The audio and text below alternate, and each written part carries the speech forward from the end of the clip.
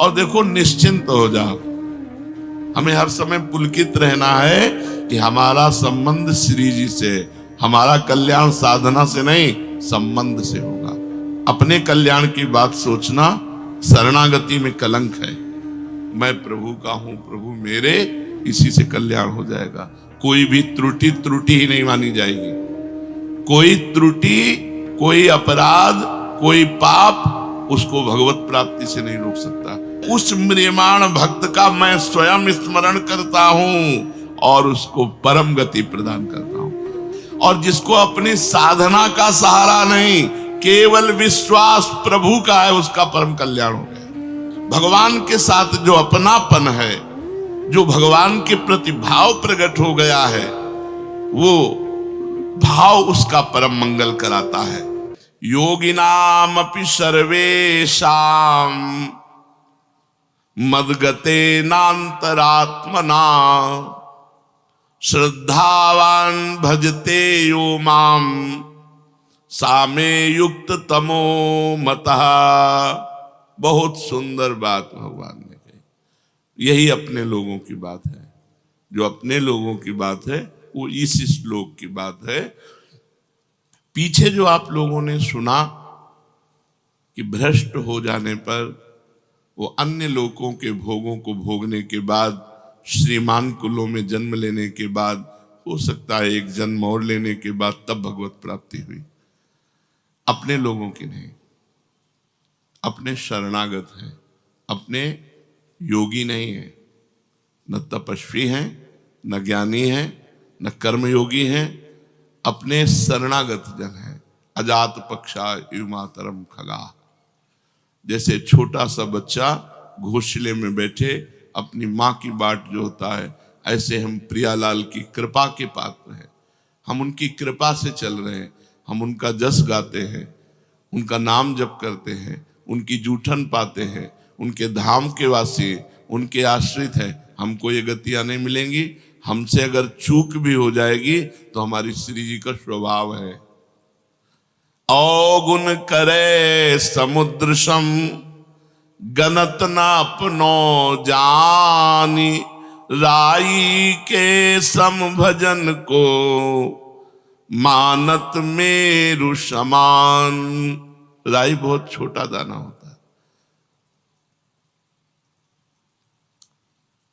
अगर थोड़ी भी सेवा बन गई, थोड़ा भी भजन बन गया तो हमारी प्रियाजू से सुमेरु पर्वत के समान मानती। और अगर पाप बन गया समुद्र के समान तो मानती ही नहीं है। इसलिए हमारा अगला जो जन्म है वो नहीं होगा। हम इसी जन्म में प्रियाजू को प्राप्त करेंगे, क्योंकि हम अपनी साधना के बल से नहीं चल रहे। मेरे बल सी वृंदावन रानी, हम इनके सहारे चल रहे हैं। हम शरणागत हैं। हम तपस्वी योगी नहीं हैं, हम कर्म योगी नहीं हैं, हम ज्ञान योगी नहीं हैं, हम प्रेम योगी हैं। प्रियालाल के चरणारविंद की शरण में है। जो शरणागत के अभय करके उसके सारे अपराधों को न मानते हुए, मानते ही नहीं, क्षमा करने की बात जाने दो। अवगुण करे समुद्र सम, एक दो अपराध नहीं किए, सैकड़ों पाप किए इसने, बोले मानती ही नहीं कि इसने किया है। ऐसी हमारी प्रियाजू है। अवगुण करे समुद्र सम गनत न अपनो जाने। ये मेरा है। अपने यहां प्राय इस बात की जय है कि हम श्री जी के हैं, हम लाडली जी के हैं। हमारा साधन भजन क्या है? उच्छिष्टामृत भुक्त वैव चरितम श्रणवस्त वैव।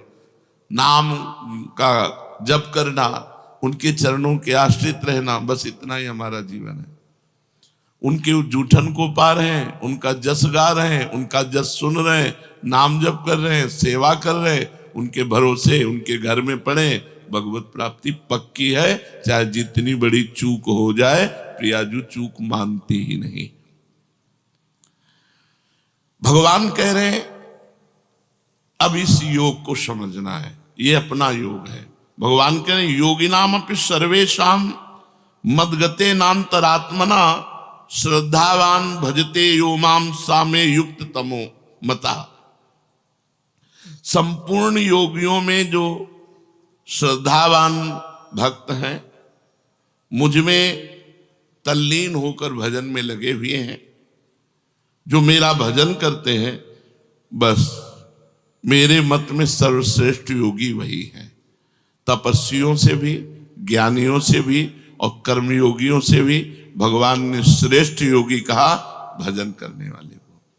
केवल एक ही काम है, ये सब भजन के अंतर्गत आता है। लीला गायन, लीला श्रवण, नाम कीर्तन, ठाकुर सेवा, ये सब संत सेवा, संत संग, ये सब भजन के अंग हैं। संपूर्णता को भजन कहते हैं। योगिनाम अपि सर्वेषाम, जितने योगी वर्णन किए गए शास्त्रों में, जिनमें भगवान ने कर्मयोग, ज्ञान योग और तपस्या योग का वर्णन किया, वैसे और भी योग हैं। सांख्य योग, हठ योग, मंत्र योग, लय योग, बड़ी साधनाएं शास्त्रों में वर्णन की गई हैं। भगवान कहते हैं, क्योंकि भगवान के लिए ही सारे योग हैं, तो भगवान कह रहे हैं मेरे मत में, तो सबसे बढ़िया भगवान ही का तो मत हुआ।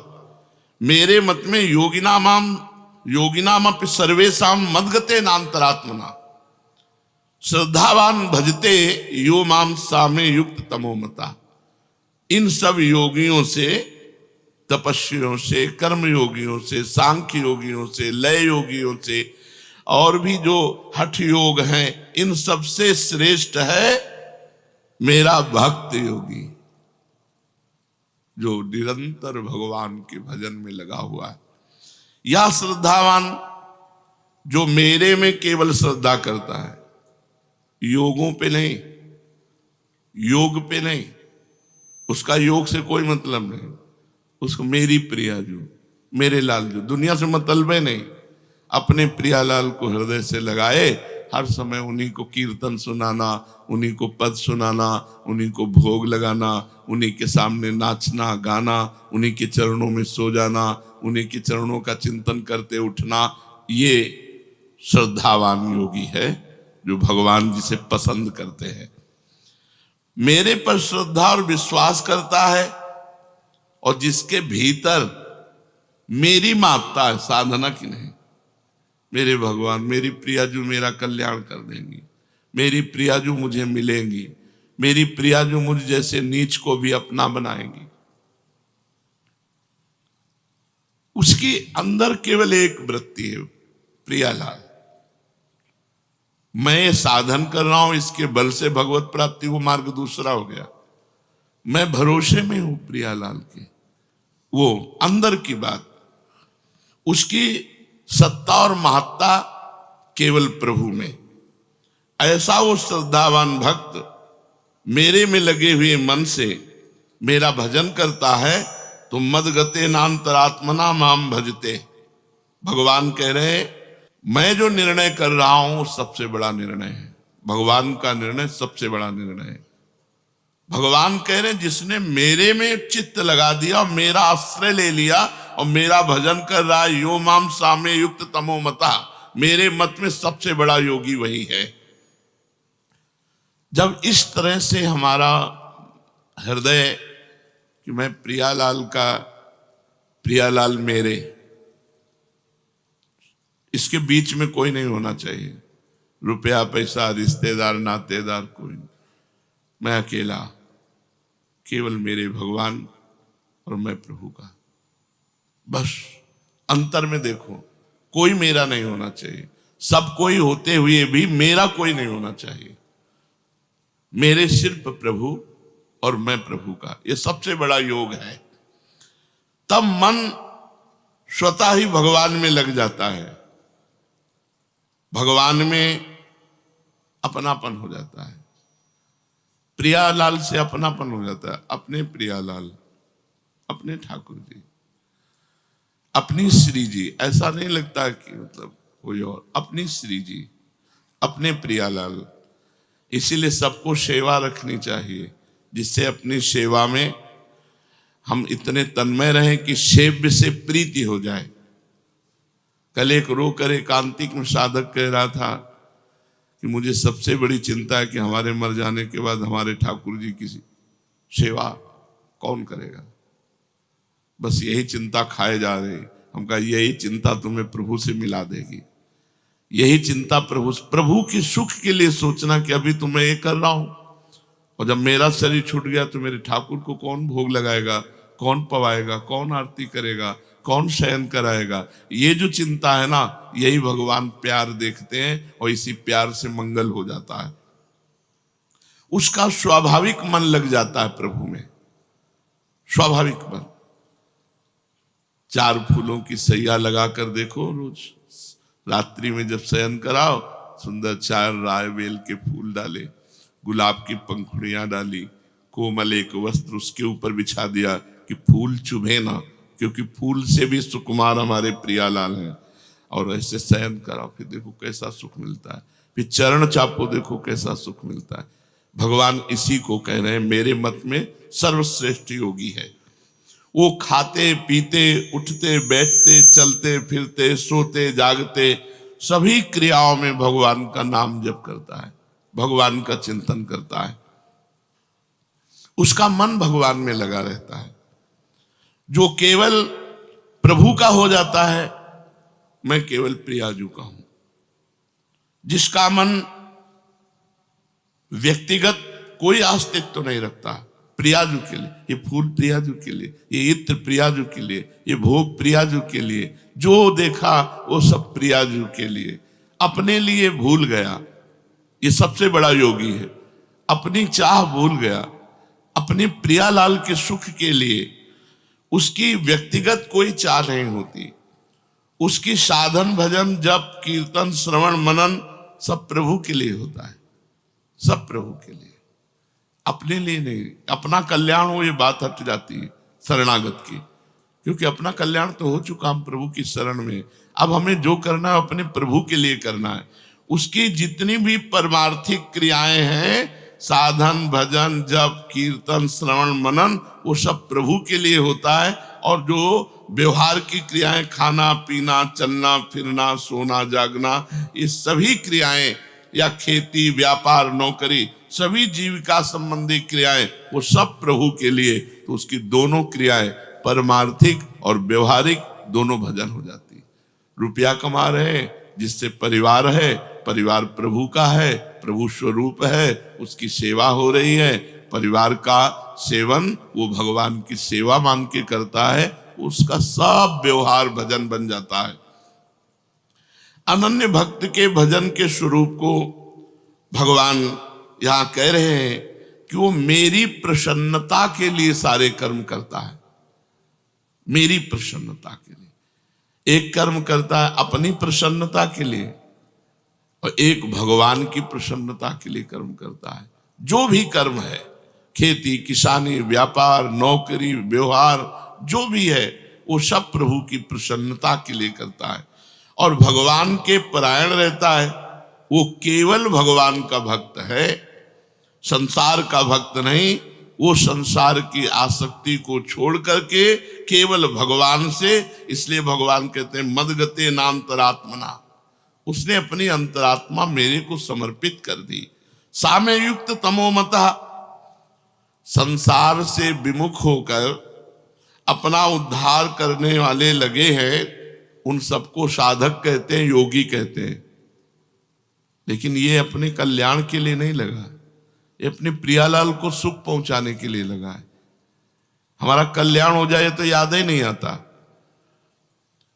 अगर सच्ची शरणागति है तो ये बात सुनकर कि वो भ्रष्ट योगी स्वर्ग जाएगा नरक जाएगा ये होगा वो, तो आपको लगेगा सब मेरी बातें नहीं, मैं योगी हूं ही नहीं, मैं तो प्रियालाल की शरण में हूं।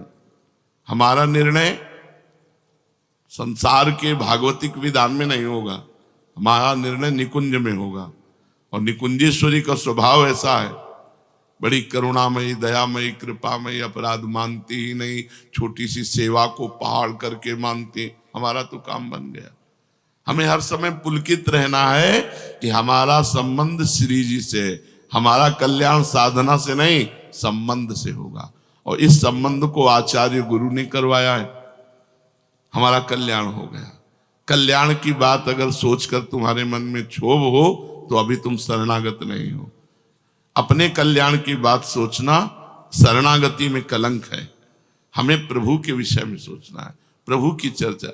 हम तो जैसे नीच पामर हैं ही, हमको तो स्वीकार कर लिया श्री जी ने, हम तो श्री जी की शरण में। अब अपने विषय में क्या सोचना, अब श्री जी के विषय में सोचना, अब श्री जी की प्रसन्नता के लिए कार्य करना। जो संसार से विमुख होकर साधना में लगे हुए हैं, सगुण निर्गुण जो परमात्मा का भजन कर रहे हैं, ये सब युक्त तर है। परंतु जो केवल भगवान में लगा हुआ है, भगवान कह रहे हैं ये युक्ततम है, सर्वश्रेष्ठ है। केवल भगवान से मतलब है। वो भक्त युक्ततम तभी होगा जब कर्म योग, ज्ञान योग और भी तपस्या आदि योग, इनमें से किसी में उसकी रुचि नहीं। भगवान का नाम जब, भगवान की नाम कीर्तन करना, भगवान की कथा सुनना, भगवान की श्री विग्रह की सेवा करना, भगवान के लिए व्यापार नौकरी करना, उसका सिर्फ मतलब केवल प्रभु से है, किसी योग से नहीं। श्रद्धा विश्वास पूर्वक प्रभु में तल्लीन हुए मन से भजन करने पर वो उत्तम योगी कहा जाता है। उत्तम योगी कारण कि भगवान महायोगेश्वर है, संपूर्ण योगों के महान ईश्वर हैं। तो जब महायोगेश्वर प्रभु श्री कृष्ण की शरण में हो गए तो अब शरणागत का कौन सा योग बाकी रह गया। शरणागत का बहुत बड़ा संबंध है, मैं प्रभु का हूं, प्रभु मेरे, इसी से कल्याण हो जाएगा। कोई भी त्रुटि ही नहीं मानी जाएगी। कोई त्रुटि, कोई अपराध, कोई पाप उसको भगवत प्राप्ति से नहीं रोक सकता। इसका मतलब ये नहीं कि वो मनमानी आचरण करता है, नहीं, वो तो अपना मन प्रभु में लगा रहा है। अगर कहीं त्रुटि हो गई, अगर कोई गलती हो गई, कोई आसक्ति कर बैठा, तो भगवान उसकी सब इन गलतियों को क्षमा करके मानते ही नहीं और अपनी शरणागति के बल से उसका कल्याण करते हैं। युक्ततम भक्त कभी योग भ्रष्टों की गति में नहीं जाता। शरणागत भक्त कि उसका दोबारा जन्म होगा कुलवान धनवान या योगियों के कुल में, नहीं, इसी जन्म में। ये शरणागति की विशेष महत्ता है। भगवान ये मेरी शरण में है, भगवान देखते हैं, कारण कि उसका मन भगवान में लगा है। भगवान भी उसको कभी नहीं छोड़ते। हमारा लक्ष्य है कि हम बिहारी जी दर्शन करने जा रहे हैं, बिहारी जी देख ले कि हमारे लिए आ रहा है, और बीच में बाजार में फंस गया, इधर उधर देखने लगा, तो अंदर लक्ष्य तो चल रहा है ना कि यार बिहारी जी जाना है, यार समय हम इधर उधर, अंदर व्याकुलता लग रही, पर इतना मनोमोहक दृश्य है कि वो दृश्य देख रहा है, वो चाट पकौड़ी देख रहा है, पर अंदर चल रहा है उसके, यार बिहारी जी दर्शन करने जाना है। तो बिहारी जी इस बात को पकड़े, चाट पकौड़ी बीच में खाने लगा, इधर उधर देखने लगा, इस बात को बिहारी जी नहीं देखते। बिहारी जी देखते कि ये मेरे दर्शन के लिए चला है, बस इस बात का फल मिलता है, इस बात की कल्याण और सदगति होती है। जैसे कोई भगवान के भजन में चला, अब अंतिम समय इतनी पीड़ा है, इतनी कि वो भगवान का स्मरण नहीं कर पाया, शरणागत बेहोश हो गया, भगवान की याद करने लायक नहीं रहा। अन्य साधक योग भ्रष्ट कहा जाएगा, लेकिन यहां शरणागत की बात चल रही, तो भगवान उसकी याद करते हैं। वो योग भ्रष्ट कभी हो ही नहीं सकता। ततस्तम म्रियमाणम तो काष्ठ पाषाण सन्निभम अहम स्मरामि मद भक्तम नयामि परमाम गतिम। ये है बहुत बढ़िया बात। अब उसका हृदय काष्ठ के समान, पाषाण के समान दुख में ऐसा डूब गया मरते समय कि भगवान का स्मरण नहीं आया। यही सदगति बिगड़ जाती है। अन्य योगियों की यही सदगति बिगड़ती है। बेहोश हो गया, अधिक कष्ट में, मूर्छा में, और भगवान का स्मरण नहीं हुआ तो उसकी सदगति बिगड़ गई। लेकिन भक्त की जो शरणागत है, कह रहे हैं उस म्रियमाण भक्त का मैं स्वयं स्मरण करता हूं और उसको परम गति प्रदान करता हूं। अंतिम समय भक्त स्मरण करे तो सदगति, और भक्त मतलब जो और योगी है स्मरण ना करे तो उसकी गति बिगड़ जाएगी, लेकिन जो शरणागत है उसकी नहीं बिगड़ेगी। वो स्मरण करे न करे भगवान उसका स्मरण करते हैं और उसको परम गति की प्राप्ति होती है। उस पंक्ति में अपने लोग बैठे हैं, अपने लोग इसी पंक्ति में बैठे, शरणागति की पंक्ति में बैठे हैं। कितनी बढ़िया बात है कि अंत समय यदि हमारे से स्मरण नहीं हुआ तो हमारा स्मरण हमारी प्रियाजू कहेंगे और कहेंगे बुला उसको। अन्य कोई गति नहीं हो सकती अब अपने लोगों की, अन्य कोई गति नहीं, योग भ्रष्टों वाली गति नहीं। हाँ, पर अन्य भी कितनी सुविधाजनक है कि अगर वो भ्रष्ट भी हो गया है तो दिव्य लोकों के भोगों को भोग कर श्रीवान कुलवानों के कुल में जन्म होना। तात्पर्य है कि एक बार जो संसार से विमुख होकर भगवान के सन्मुख हो गया, एक बार भगवान की शरण ले ली, जिसको अपने बल का अभिमान नहीं, जिसको अपने उद्योग प्रयत्न का, बिल्कुल एक एक बात समझते जाओ, अपना कोई बल नहीं कि हम भगवत प्राप्ति कर सके, हमारा कोई उद्योग नहीं है, प्रयत्न नहीं है, हम इतने प्रयत्नशील नहीं कि हम भगवत प्राप्ति कर लें। और जिसको अपनी साधना का सहारा नहीं, केवल विश्वास प्रभु का है, उसका परम कल्याण हो गया, वो भगवत प्राप्ति कर ले। अपने लोग इसी लाइन में है, ना अपनी कोई साधना, ना अपना कोई प्रयत्न है, ना अपना कोई बल है, अब तो प्रियाजू के सहारे हैं, जैसे प्रियाजू चलावे। ऐसे भक्त को कभी योग भ्रष्ट नहीं होना पड़ता, क्योंकि वो प्रभु पर निर्भर है, उसके अंतःकरण में भगवान का आश्रय है, साधना का नहीं, प्रयत्न का नहीं, अपने उद्योग प्रयत्न का नहीं, उसे भगवान का भरोसा है, अपने पुरुषार्थ का सहारा नहीं, अपनी साधना पर विश्वास नहीं, उसको भगवान की कृपा पर विश्वास है। इसलिए योग भ्रष्ट उसे कहते हैं जिसे अपनी साधना पर विश्वास है, जिसे अपने प्रयत्न पर विश्वास है, और ये भगवान पर विश्वास करता है शरणागत भक्त। अंतःकरण में भोगों का महत्व होने से प्रभु का ध्यान छूट जाता है, मन संसार में चला जाता है। अगर ऐसे समय में प्राण छूटते हैं तो कोई भी साधक हो उसका संसार में जन्म होगा, उसे योग भ्रष्ट कहते हैं। लेकिन जो भगवान का शरणागत है उसका नहीं, क्योंकि अंतिम समय भगवान उसका स्मरण करते हैं, इसलिए वो योग भ्रष्ट हो ही नहीं सकता, वो भगवत प्राप्ति करे। अपने लोग उसी पंक्ति में बैठे, अपनी साधना इसी बात की है। अगर अपने बल का सहारा विश्वास और अभिमान ना हो और संसार में मन जाए तो भगवान का भरोसा है तो योग भ्रष्ट नहीं माना जाएगा। फिर सुन लो इस बात को, अपने साधन का, प्रयत्न का भरोसा नहीं है, भरोसा प्रभु का है, प्रियाजू का। और मन खूब संसार में जा रहा है, उसका मन संसार में जा रहा है, वो अंतिम समय भी संसार में चला गया, तो वो योग भ्रष्ट नहीं होगा, क्योंकि प्रियाजू इसका स्मरण करेंगे और वो प्रियाजू के पास पहुंच जाएगा। अपने लोग बेपरवाह रहिए, हम श्यामाजू केवल अभिमानी, टेढ़े रहे मोहन रसिया सो बोले अटपट बानी। ये बात बैठा लो, हृदय में बैठालने की है।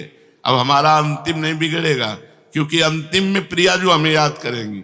जीवन में जितना बनता है हम श्यामा प्यारी श्यामा प्यारी रट रहे हैं, और जब हम रटने लायक नहीं रहेंगे तब श्यामा प्यारी हमारी स्मृति करेंगी और हमारा मंगल हो जाएगा। कारण कि ऐसी अवस्था में मन तो संसार में चला गया, लेकिन आश्रय भगवान का है, इसलिए आश्रय से उसका कल्याण हो गया। उसने साधना का आश्रय नहीं लिया था, उसने प्रभु का। ये बहुत मीठी बात है, बहुत अमृतमयी बात है, क्योंकि उस समय हमारे बस की बात नहीं रहती। हमारे बस की बात तो अभी भी नहीं है, जब मन जहां चाहता है वहां चला जाता है। तो उस समय, अंतिम समय जब हमारा आएगा, उस समय मेरे बस की बात नहीं, तो उस समय प्रियाजू स्मृति करके हमारा परम कल्याण, परम मंगल करती। ऐसे निर्भर भक्त का चिंतन भगवान स्वयं करते हैं, जिससे वो योग भ्रष्ट ना होकर भगवत प्राप्त हो जाता है। जय हो। संसार का संबंध विच्छेद होने से योगी बंधन मुक्त होता है, लेकिन ये संसार का चिंतन करने पर भी भगवान को प्राप्त होता है। ये खास बात है शरणागति की। अंतिम समय संसार का चिंतन चला गया, लेकिन आश्रय किसका है? प्रियाजू का। अंदर आश्रय प्रियाजू का, प्रभु का आश्रय। तो इसका परम कल्याण आश्रय से हुआ, मन आने जाने से नहीं। ये है शरणागति की विशुद्ध महिमा। वो निर्विकार परम सुख, परम शांति, परम आनंद का अनुभव करेगा। उसकी पूर्णता में कभी कोई कमी नहीं हो सकती, क्योंकि अंतरात्मा से उसने प्रभु का आश्रय लिया है। ये भगवान जो ये कह रहे हैं, मदगते अंतरात्मा, जिसने अंदर से मेरा आश्रय ले लिया। इसी तभी हमने कई बार सत्संग में कहा है, भगवत प्राप्ति आश्रय से होती है। अंदर का जो आश्रय है वो भगवान देखते हैं। भगवान के साथ जो अपनापन है, जो भगवान के प्रति भाव प्रकट हो गया है, वो भाव उसका परम मंगल कराता है। तो भगवान तपस्वियों से भी अधिक योगी, ज्ञानियों से भी अधिक योगी और कर्मयोगियों से भी अधिक योगी बताया किसको? जो निरंतर भगवान के भजन में डूबा हुआ है, जिसका आश्रय केवल श्री भगवान है, अन्य कोई है ही नहीं। भगवान कह रहे, मय्यासक्त मनाः पार्थ योगम युञ्जन मदाश्रयः असंशयं समग्रं मां यथा ज्ञास्यसि तच्छृणु। हे पृथानंदन, मुझ में आसक्त मन वाला, अगर नहीं हो पाया आसक्त मन वाला, तो मदाश्रया, मेरे आश्रित, जो इसका अभ्यास करता है, तो तू मेरे जिस समग्र रूप को निसंदेह जिस प्रकार जान सकेगा, उसको उसी प्रकार से सुन। मय्यासक्त, मेरे में ही जिसका मन आसक्त हो गया है। देखो, खास बात देखी जाती है, जैसे हृदय से हमारे लोगों का लक्ष्य भगवत प्राप्ति है, प्रियाजू है।